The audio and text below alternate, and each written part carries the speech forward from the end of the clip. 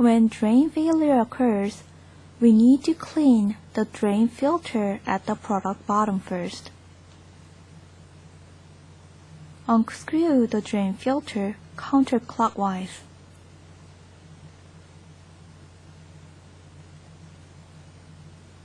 If there are any obstacles or materials, clean them and put it back in again by turning it clockwise. If it is not completely tightened, it can cause water leakage. For residue water hose, unplug the cap and let the water out. Close the cap again and push in hose. Put it back in place.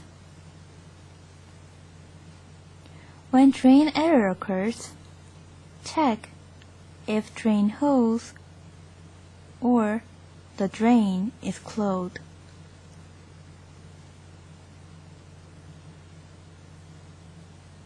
Or when the drain error is observed, enter the test mode to activate the drain motor. Run the test mode for twice.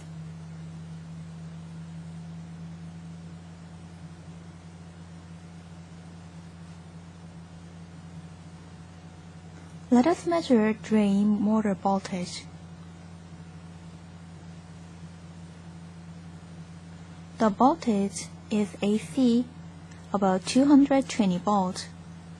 Therefore, the voltage entering the drain motor is normal. PCB is not defective. Remove the drain motor to check if impeller is damaged,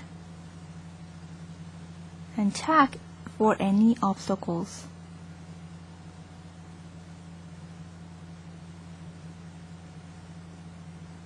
If the drain motor is normal, check if the inner drain hose is clogged.